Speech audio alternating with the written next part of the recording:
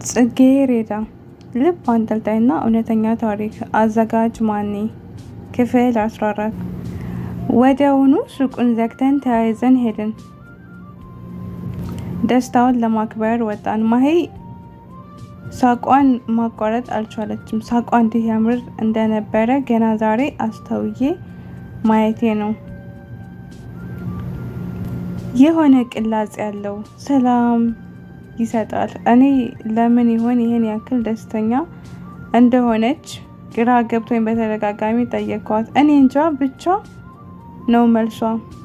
እዛ ስትመጡ ለምን ሌላ ቤት ትይዛላችሁ? ለምን አባቴ ጋር አትኖሩም? ለምን ቤታችሁን ሽጣችሁ በዚያን ትንሽ ቢዝነስ አባትህም እንደሆነ እዛ ቤት ውስጥ ብቻውን ለመኖር እያሰበም አያስብም። እንደምታውቀው ቤቱ ከመጠን በላይ ሰፊና ትልቅ ነው።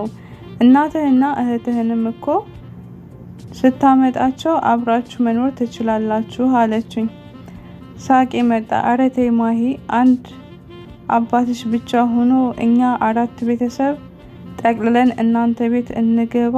እስኪ እዩ፣ ተይ እንጂ ህሊናችንም እኮ አይፈቅድልንም አልኳት። እሱን እናያለን፣ ብቻ ይምጡ በቃ። አሁን ፈታ ማለት ብቻ ነው የምፈልገው። ዛሬ የደስታችን ቀን ነው። ቺርስ አለችኝ።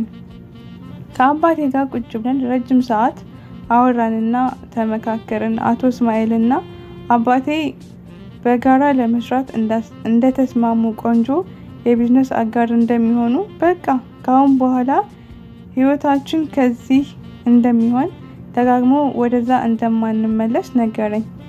በቃ ለ15 ቀን ወጥሬ ለመስራት እና ቤተሰቦቼን ወደዚህ ሲመጡ ቤቱን እስኪሸጡ እንዳይቸገሩ ተፍ ተፍ ማለት እንዳለብኝ አሰብኩኝ።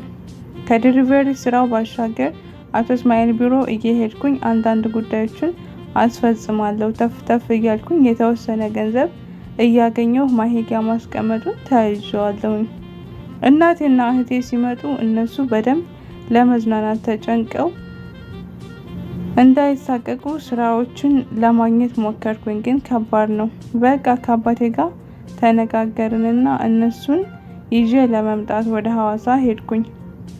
ከእናቴና ከእህቴ ጋር ቁጭ ብዬ የእነሱንም ሀሳብ መስማት ስለፈለኩኝ ጠየኳቸው። እናቴ በጣም ደስተኛ ናት። በቃ አንገቴን ከደፋሁበት ሰፈር መውጣት ፈልጋለሁ። እናንተ ልጆቼ አጠገቤ ካላችሁ ምኑንም አይናፍቀኝም አለች። እህቴንም ስለ ሁኔታውና ምን እንደተሰማትኝ ጠየኳት። ባጭሩ ምንም ብላ መለሰችልኝ። የዛኔ አንድ ግልጽ ያልሆነ ነገር እንዳለ ተረዳሁና እህቴን ለብቻዋ ለማውራት ወደ መኝታ ቤት ይዣት ገባሁኝ። እኔ ወንድምሽ ነኝ። ከዚህ በፊት ከቤተሰብ ነገሮችን ለመደበቅ በመሞከሬ እኔ ላይ እና ቤተሰብ ላይ የመጣውን ነገር እያየሽ ነው አይደል? እዚህ ምድር ላይ ማንም ከቤተሰብ በላይ ሚስጥርሽን ሊያውቅ ሊረዳሽ አይችልም። እህቴ መሄዳችን ካላስደሰተሽ ንገሪኝ። ከሄድን በኋላ ጓደኞቼ ወይም ከተማው ናፍቆኛል ብለሽ ካሳሰበሽ በቃ ምንም ሳትደብቂ ንገሪኝ አልኳት። ትንሽ ካንገራገረች በኋላ ምን መሰለ ወንድሜ፣ እዚህ በመልቀቃችን ከኔ በላይ ድረስ ያለው የለም። እምልልሃለሁ። እናቴ ስትፍለቀለቅ አባቴ በሰው ፊት ቀና ብሎ ለመሄዱ ሲያፍር ከማየት በላይ ለኔ ሞት የለም። ለዛውም ለኔ ከዚህ መሄዳችን ትልቅ ደስታ ነው። ግን በቃ ማለቴ እኔ ጓደኛ አለኝ ማለት ፍቅረኛ አለኝ እና እሱን ትቼ መሄዴ ነው ያስጨነቀኝ። ከዚህ እዛ ድረስ እንዴት እንገናኛለን ነው? ካልሆነ በቃ መለያየታችን ነው። እኔ ደግሞ መለያየቱን አልፈልግም። ብታይ ወንድሜ እንዴት እንደማፈቅረው አለችኝ። አንገቷን እንደደፋች እኔን ቀና ብላ ለማየት እያፈረች። የምር ነው የደነገጥኩት። ዝም ብዬ አፈጠጥኩባትኝ። እሷ እየተቆጣሁ መስሏት ነበረ። እኔ ግን በውስጤ እህቴ አደገችልኝ ማለት ነው እንዴ? ከልጅነት ወጥታ በቤተሰብ ላይ ከመሞላቀቅ አልፋ እኔ ለፊደል የተሰማኝን አይነት ስሜት እየተሰማት ማለት ነው። እህቴ የምር አፈቀረሽ? በቃ ከራሴ ጋር ብቻዬን ማውራት ጀመርኩኝ። ቀና ብላ አየችኝና ምነው ወንድሜ አስከፋሁ እንዴ? ንገረኝ አለችኝ። አይ እህቴ አላስከፋሽኝም፣ ግን የምር አድርገሽልኛል ነው ለዚህ ያበቃሽ? ዝም ብዬ እያየኋት መሳቅ ጀመርኩ። ቆይ እህትህ ስታፈቅር ምንድን ነው የተሰማክ? ልብሽ እሱን ስታይ ደስ ይለዋል ወይስ ምንድን ነው የሚሰማሽ አልኳት። ከት ብላ ሳቀችብኝና አንተ ያመሃል እንዴ? ምን አይነት ጥያቄ ነው የምትጠይቀኝ? እና ሳየው ደስ ላይ ነው እንዴ? ሆሆ ብታይ ወንድሜ እንዴት እንደማፈቅረው እኔ እንጃ። ብቻ የሆነ ነገር ያሳሳኛል። ካየሁት ሁሉን ነገር የምረሳበት እሱን ነው። ሳገኘው ዝም ብዬ መሳቅ መገልፈጥ ነው ስራዬ። አይቼ አልጠግበውም። አንተ እዚህ ባልነበርክባቸው ጊዜዎች እንደ ወንድም እንደ ፍቅረኛ ሆኖ ከጎኔ ከ5 ዓመት በላይ ሆኖናል። አብረን ቆይተናል። የልጅነቴ ነው።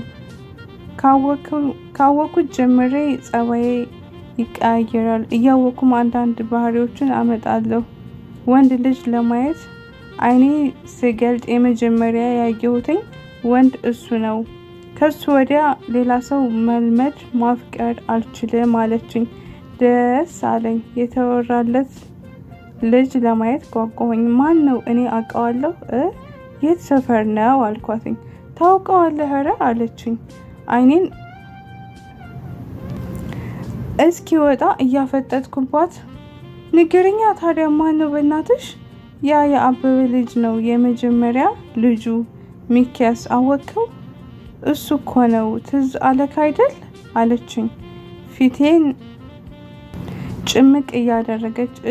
ያ አስፓልት ዳር ሱቅ ያላቸው ንፍጣሙ ልጅ እሱ ደግሞ ቦርኮ ነገር አይደል እንዴ? አንቺ አትቀልጃ አልኳት ስቆጣትኝ። አይ አረ ወንድሜ እሱ ድሮ ነው። አሁን ብታይ ሴቱ ሁሉ ነው የሚያሽቀብጥለትኝ አቋሙ ምኑ። አረ ታየዋለህ። ቆይ አሁን እኮ ጎረምሳ ትልቅ ሰው ሆኗል። ከፈለክ ዛሬ ማታ ወክ እንወጣና ላስተዋውቅህ ወንድሜ። እርግጠኛ ነኝ ትወደዋለህ አለችኝ በልመና አይን መንገድ እያየችኝ። እሺ በቃ ዛሬ ማታ ቤት ጥሪው፣ ለምን ወክ እንወጣለን። ቤት ይምጣና እንየው። ቤት መጥቶ ነው ላይ የምፈልገው። አሁኑኑ ደውይለት አልኳት። አረ ወንድሜ እንዴት ቤት መጥቶስ? ለእናቴ ምን እላታለሁ አለችኝ። እህቴ ቢያንስ ከኔ ስህተት መማር ካልቻልሽ ከማን ልትማሪ ነው? በቃ ሁሉንም ከማየ ጋር ዛሬ ማታ እናወራለን እና መሆን ያለበትን ይሆናል። ቆይ ግን እህቴ ከሱ ጋር ተጋብተሽ አብረሽ መኖር አፈልጊም? ቤተሰብ ፈቅዶልሽ መርቆሽ ዘመድ አዝማድ በተሰበሰበበት መሞሸር አትፈልጊም?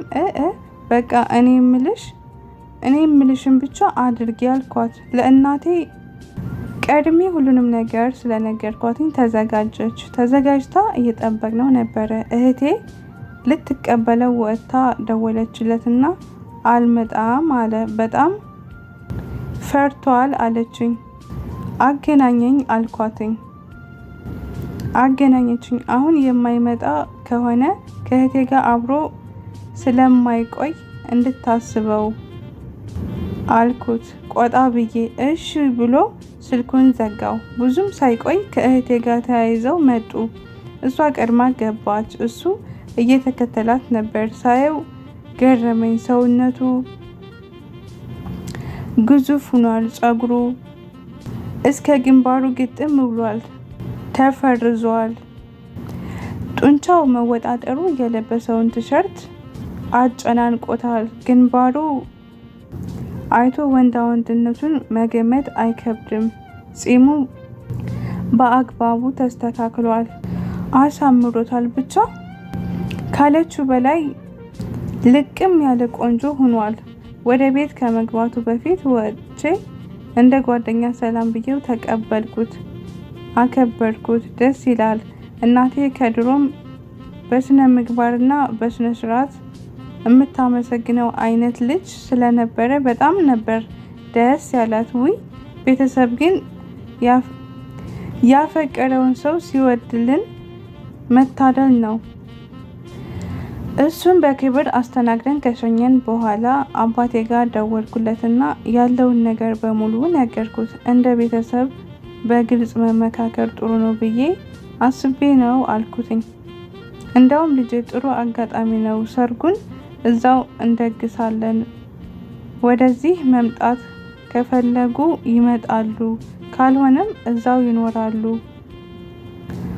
አንገቴን የደፋበት ሰፈር ላይ አንቀባርሬ ልጄን በክብር ስድር አሳያቸዋለሁ። በቃ አንተ ተመልሰህ ናና እዚህ እኔና አንተ የሚሆነውን ነገር እናደርጋለን፣ እንድራታለን። ከዛ በኋላ ደግሞ ወደ አንተ እንድረሃለን አለኝ። በዛ ግርማ ሞገስ ባለው ድምፅ እየሳቀ ተመልሼ ወደ አዲስ አበባ መጣሁኝ። ለማሂ ስለ እህቴ ነገርኳት። ሰርጉ ላይ ሚዜ ካደረገችኝ አልስማማም ብላ ቀወጠችው። እኔ ያው የዲሊቨሪ ስራዬን ተያያዝኩትኝ። አባቴና አቶ እስማኤል በቅርብ ሰርፕራይዝ የማደርጋቸው ስራ አብረው እያቀዱ እንደሆነ ነግረውኛል።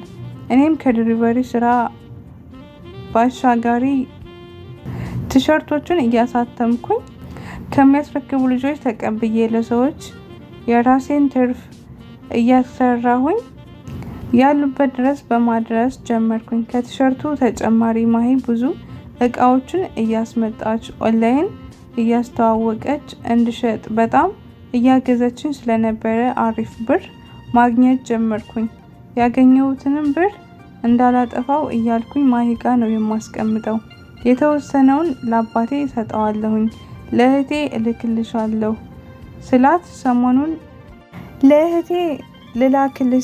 ሰሞኑን የአብዛኛዎቹ የቤት ኪራይ ስለተቀበለች ካስፈለገኝ ልትልክልኝ እንደምትችል ነግራ አፌን አስያዘችኝ። ታዲያስ ቤተሰቦች በቀጣይ ፓርት እንገናኛለን። ቸር ሰንብቱ።